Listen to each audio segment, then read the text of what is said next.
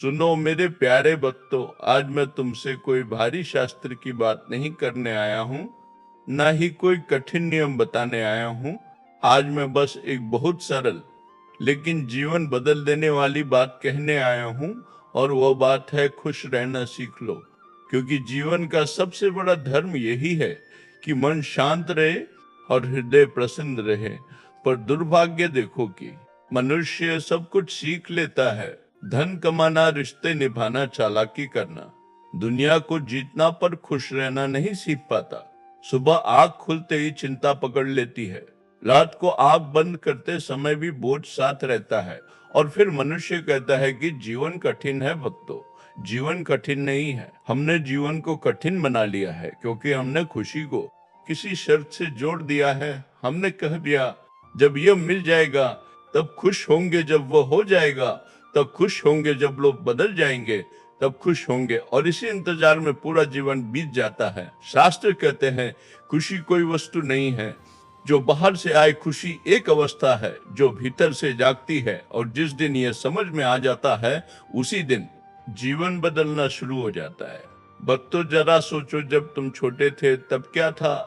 तुम्हारे पास ना धन था, ना पद था, ना सुविधा थी, फिर भी हंसी अपने आप निकल आती थी, क्योंकि तब मन अपेक्षाओं से भरा नहीं था। आज दुख इसलिए नहीं है कि जीवन में कुछ नहीं है, दुख इसलिए है कि मन में बहुत कुछ चाहिए, और जो चाहिए वह अभी नहीं है। इसी को शास्त्र माया कहते हैं, इच्छा की माया, जो मन को चैन नहीं लेने देती। और जब मन चैन नहीं लेता तो शरीर भी थक जाता है, आत्मा भी भारी हो जाती है। इसलिए सबसे पहला सूत्र है, इच्छाओं को समझो, उन्हें दबाओ मत, पर उन्हें मालिक मत बनने दो। क्योंकि जिस दिन इच्छा मालिक बन गई उस दिन मन गुलाम हो जाता है भक्तों खुश रहने का। दूसरा बड़ा रहस्य है स्वीकार करना, जो मिला है उसे पूरे मन से स्वीकार करना, क्योंकि ईश्वर कभी गलत नहीं देता, वो वही देता है जो उस समय हमारे विकास के लिए आवश्यक होता है। पर हम तुलना में उलझ जाते हैं, हम देखते हैं उसके पास ज्यादा है, उसके जीवन में सुख है, मेरे जीवन में क्यों नहीं? और इसी तुलना में हम अपनी शांति खो देते हैं। याद रखना, जो ऊपर से चमक रहा है वह भीतर से खाली भी हो सकता है, और जो साधारण दिख रहा है वह भीतर से भरा हुआ भी हो सकता है। इसलिए जीवन को बाहर से नहीं, भीतर से देखना सीखो। जब मन भीतर की ओर मुड़ता है तो शिकायतें अपने आप कम होने लगती है। भक्तों, तीसरी बात बहुत गहरी है और बहुत कम लोग इस पर ध्यान देते। वह है कृतज्ञता। जो कुछ भी है उसके लिए धन्यवाद देना सीखो। सुबह उठे तो धन्यवाद की आंख खुली, सांस चल रही है, दो रोटी मिली तो धन्यवाद, शरीर ने साथ दिया तो धन्यवाद। क्योंकि जिस दिन धन्यवाद का भाव आ जाता है उसी दिन अभाव का भाव चला जाता है। शास्त्र कहते हैं जहां कृतज्ञता होती है वहां दुख टिक नहीं पाता, क्योंकि दुख को शिकायत चाहिए और कृतज्ञता शिकायत की जड़ काट देती है। भक्तों, खुश रहने का चौथा रहस्य है क्षमा करना, दूसरों को भी और स्वयं को भी। क्योंकि मन में जब तक पुराने घाव जिंदा रहते हैं तब तक खुशी प्रवेश नहीं कर पाती। तुम बार बार उसी बात को याद करते हो जिसने तुम्हें दुख दिया, और फिर कहते हो मन अशांत है। मन कैसे शांत होगा जब तुम खुद ही उसे कांटों से भरते हो? क्षमा का अर्थ यह नहीं कि जिसने गलत किया वह सही हो गया। क्षमा का अर्थ यह है कि तुमने अपने मन को आजाद कर लिया, और आजादी से बड़ी कोई खुशी नहीं होती। भक्तों, पांचवी बात है वर्तमान में जीना।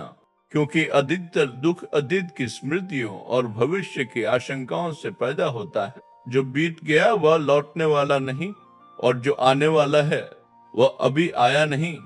फिर आज को क्यों खराब कर रहे हो? शास्त्र कहते हैं वर्तमान ही ईश्वर का द्वार है, जो अभी में है वही प्रभु के निकट है।